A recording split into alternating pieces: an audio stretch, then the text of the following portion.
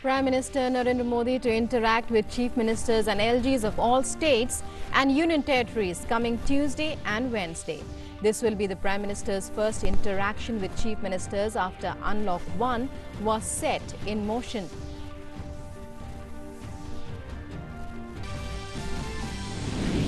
Army Chief General Narawane says situation in LAC along India-China border is completely peaceful and both the armies are engaged in constructive talks. Takes part in passing out parade at Indian Military Academy, Dehradun.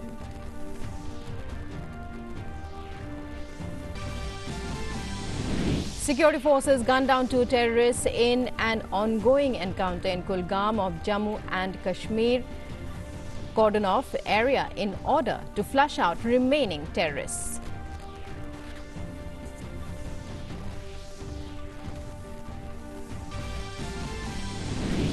And active COVID-19 cases in the country stand at around 1,45,000 with 1,54,000. Recovered cases again overtake active cases. Globally, active cases cross 7 million.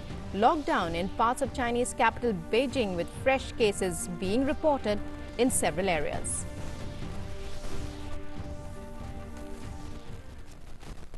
Hello and welcome to this edition of the news. I'm Rukma. Top story. Prime Minister Narendra Modi will hold a fresh round of consultations with chief ministers next week. PM Modi will hold the video conferencing with chief ministers on June 16th and 17th. The two-day virtual meet comes against the backdrop of rising number of coronavirus cases in the country. This will be the Prime Minister's first meeting with chief ministers under Unlock 1. Several relaxations have been made for the public as well as businesses to ensure that economic activities hit by the lockdown gather momentum. States have been divided into 2 slots for the two-day virtual meet. Home Minister Amit Shah spoke with all the chief ministers over telephone in the last week of May, just before Lockdown 4 was to end.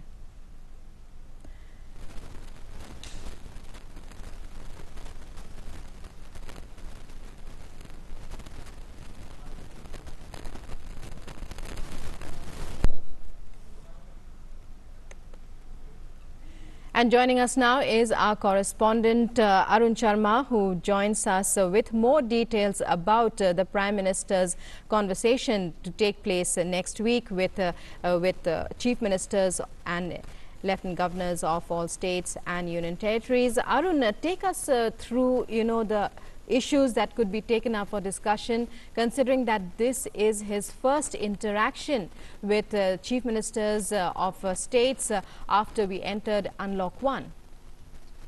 That's right, Rukma. And so far, any decision as far as the lockdown is concerned or Unlock 1.0 is concerned, all these decisions have been taken by talking to all these stakeholders. That means the chief ministers of the respective states as well. The first meeting with the chief ministers of all the states was held on 20th of March. And after that, on 24th of March, Prime Minister Narendra Modi announced the nationwide lockdowns. That means when the first lockdown was announced by Prime Minister Modi, before that also, Prime Minister held meeting with the chief ministers, held consultation with various stakeholders, and then only this decision was taken. But why this meeting will be very much important, let's try to understand. The number one point is that this is the first time when Prime Minister Narendra Modi will be meeting the chief ministers virtually during the Unlock 1.0 phase. That means this is the unlocking phase. All the meetings were on the matter of discussing on unlocking part or how to strategize as far as the lockdown is concerned. But this is for the first time that during the Unlock 1.0, the meeting is taking place, number one. Number two, this is for the first time that this meeting will take place in 2 phases. That means this is a 2-day meeting. And the states have been categorized on some important aspect. Now, for example, that on 16th of June, 21 states will be meeting or interacting with Prime Minister Modi. And these 21 states primarily includes the hilly states, the northeastern region, the small union territories, and the states whereby the occurrence or the COVID cases are less in number. These are the smaller states. So Prime Minister number one will be interacting with the states which are smaller states and where the cases are less in number. So the strategy will be different for the smaller states and the states whereby the less number of COVID cases are witnessed. On the other day, that means on 17th of June, when Prime Minister Narendra Modi will be interacting with chief ministers. Now, these states, I mean, these 15 states on day two are larger states, the states whereby the number of coronavirus cases are large in number. This includes states like Maharashtra, we have Delhi on 17th of June. Uttar Pradesh is the large state, but yes, Uttar Pradesh has played an important role in controlling the COVID cases. It's the best of the example as far as the control of COVID cases are concerned. It's a state with 25 crore of population. It's a large state. So how can larger state in our country be strategizing as to fighting against COVID, and what can be the Unlock 1.0's further strategy going forward? We know this fact that India has crossed 3 lakh mark as far as the COVID cases are concerned, but the best part is that as of now, Rukma, that the recovery rate is inching towards 50%. I mean, close to 50% is our recovery rate. So that's something that on one side, yes, the India is inching towards, more and more patients are becoming active as far as the COVID are concerned, but the recovery rate is a good thing that India is witnessing as of now. So what can be the Unlock 1.0 strategies going forward?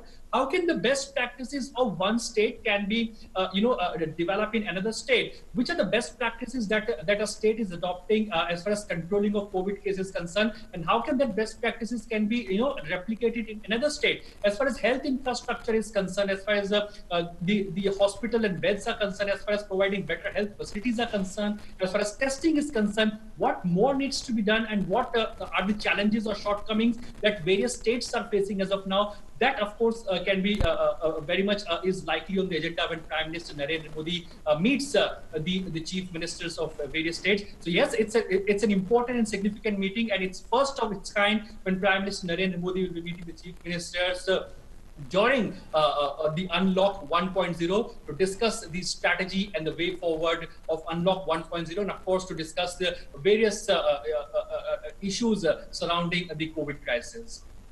Right, Arun, thank you very much for joining us there and for your inputs. And India's COVID-19 tally reached the 3 lakh mark on Saturday with a record single-day spike of 11,458 infections, while the death toll rose to 8,884, with 386 new fatalities, according to the Union Health Ministry. With a COVID-19 caseload of 3,08,993, India is now the 4th worst hit nation by the pandemic. The total number of confirmed cases include foreigners as well.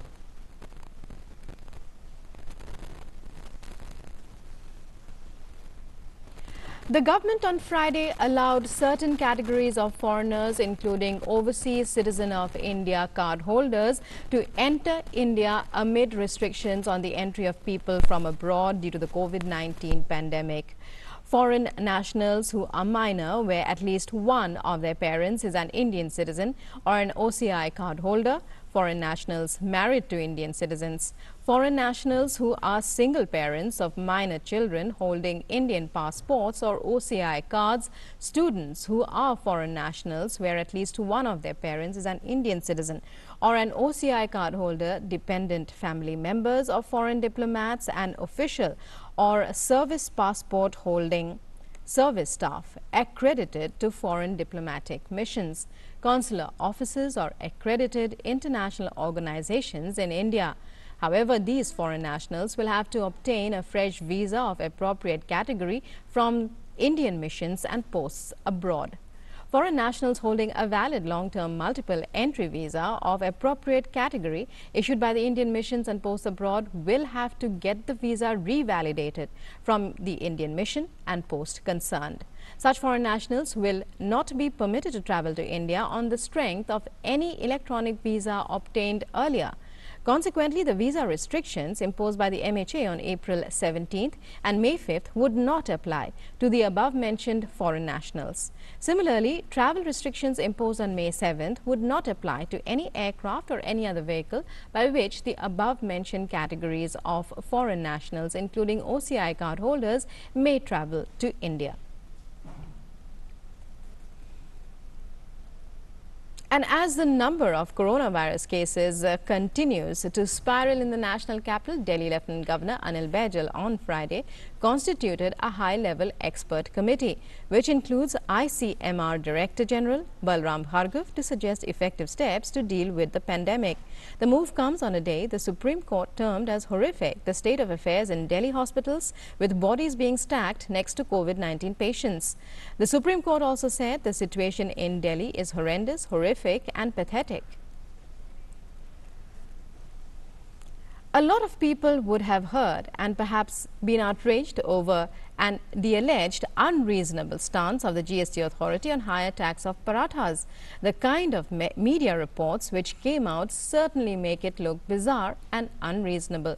But the question is, was the decision bizarre, or was the reporting the issue? Let's examine the facts. The Authority for Advanced Ruling, Karnataka, a judicial authority, held that frozen and preserved wheat parathas and Malabar parathas, which are sold in ambient and frozen form with a shelf life of 3 to 7 days, is not a plain roti, but a distinct product and will attract 18% GST. And for more on this, we go across to our correspondent Ajay Mishra. Ajay, what are the facts regarding the price of frozen and preserved parathas? We believe that, this could be more an issue of the media's making. Could you explain to us in detail? I think somebody was trying to make this story more interesting, and that's why he or she just picked up and ruling by a tax authority in Karnataka and quoted that the parathas are being taxed at 18% while the rotis are being taxed at 5%. But here is the story. You know why? What is the basis that you tax a goods or a service for the common man?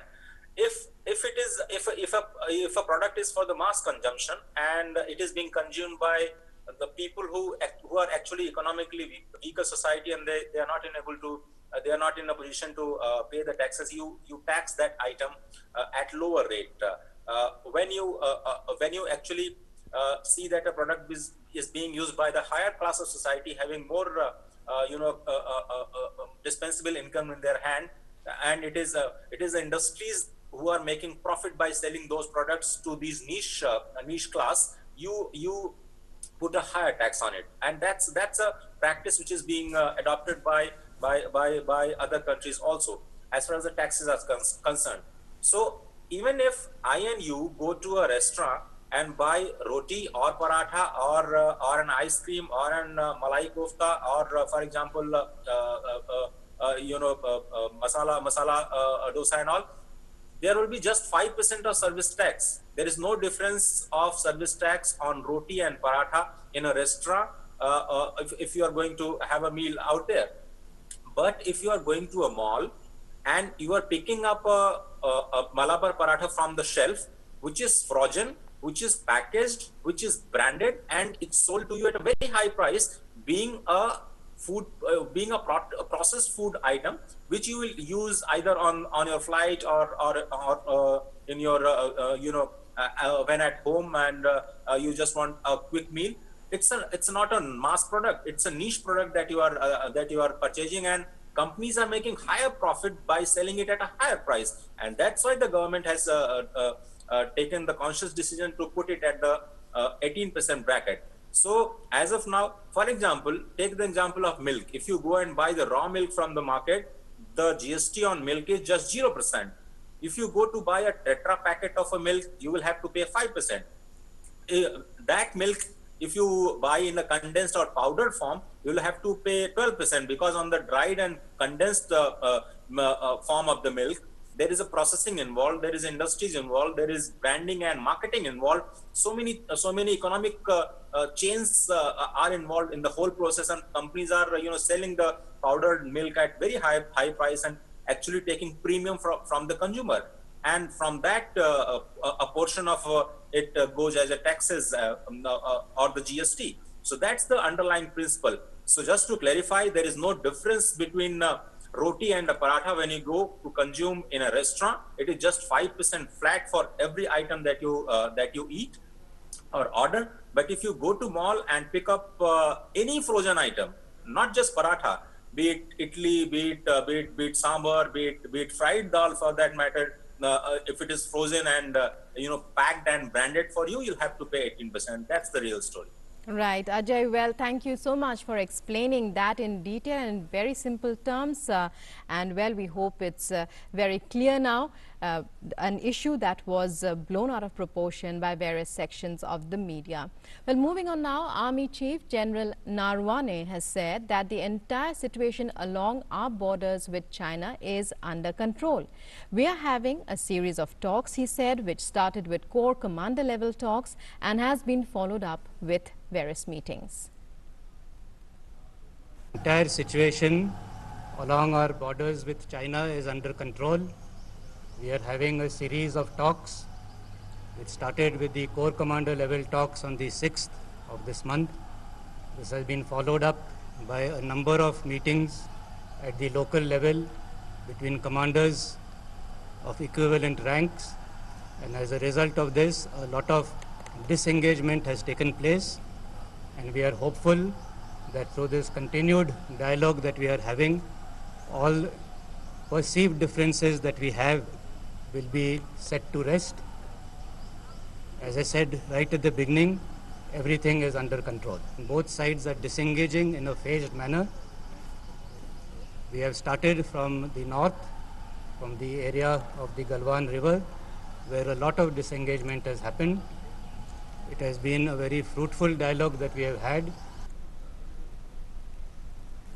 And joining us now is our correspondent Sudhir with more details on this. Sudhir, well, the Army Chief assuring that everything is under control as far as the situation with China regarding our borders.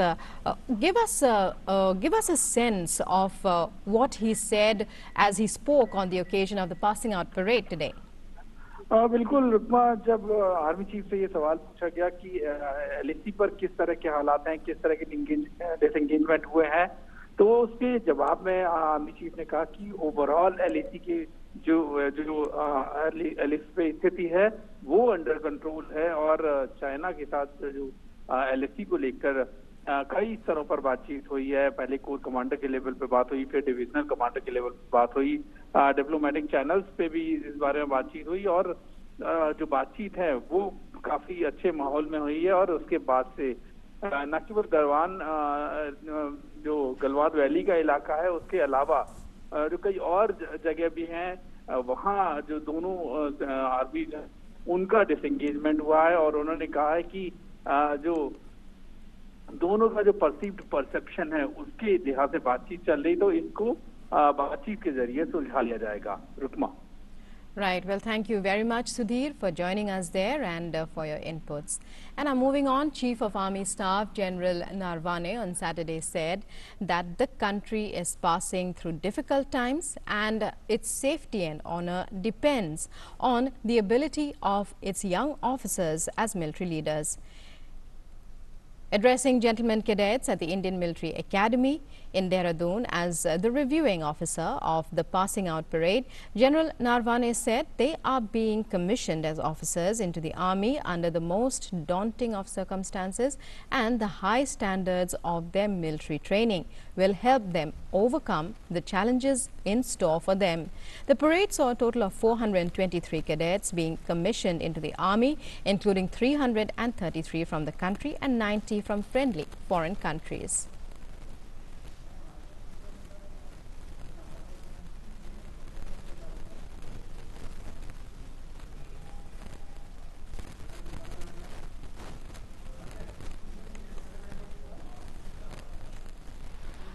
As you step across the Antim Pag and enter the portals of Chetwood, remember what lies ahead of you is the Pehla Kadam of your life as a commissioned officer of the Indian Army. It is a proud and momentous occasion for the entire nation that 333 gentlemen cadets are joining our glorious army today. I also take this opportunity to convey my felicitations to the 90 gentlemen cadets from friendly foreign countries for successfully completing your training. I am certain that you will do your countries proud. General Narwane also said that the army does not discriminate on the basis of caste, creed or religion. Rise above petty considerations of caste, creed, religion and gender. The army does not discriminate. Your Jawans will know your names. You not only have to know their names, but also their hopes, their dreams and their fears. Let not the passion for your career overshadow your compassion for your men, for it is they who will follow you to battle. When the going gets tough and all seems lost, it is the spirit of your men that will give you the courage you need. No one wins on their own. Teams win battles. If you win the trust and affection of your troops, they will win battles for you. And the army chief further said that the nation will prosper only if it is safeguarded from external and internal enemies. In these difficult times, the safety, honor and welfare of our country depends on your abilities as military leaders. You have the trust of the people of India, and to live up to their expectations, you have to strive hard.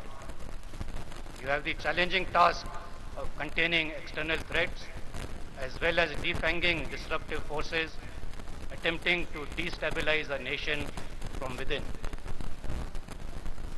Only when our nation is safeguarded from external as well as internal threats will we prosper and be able to secure for our citizens the core values enshrined in the preamble to our Constitution. And China's health authority said on Saturday that it had received reports of 11 new confirmed COVID-19 cases on the Chinese mainland on Friday, of which 6 were domestically transmitted and 5 were imported. All of the domestically transmitted cases were reported in Beijing, the National Health Commission said in its daily report. No deaths related to the disease were reported on Friday and 2 people were discharged from hospital after recovery, according to the commission. Beijing has also suspended class resumption for primary school students due to the new COVID-19 cases. 6 major wholesale food markets were shut or partially shut on Friday. The new cases on Friday involved 2 men working at a meat research center who had recently visited the markets, according to state media. It was not immediately clear how they were infected. Thursday's case in a different part of the city was the capital's first reported case in nearly 2 months. And that's all in this edition of the news. News and updates continue on DD News and DD India. Namaskar.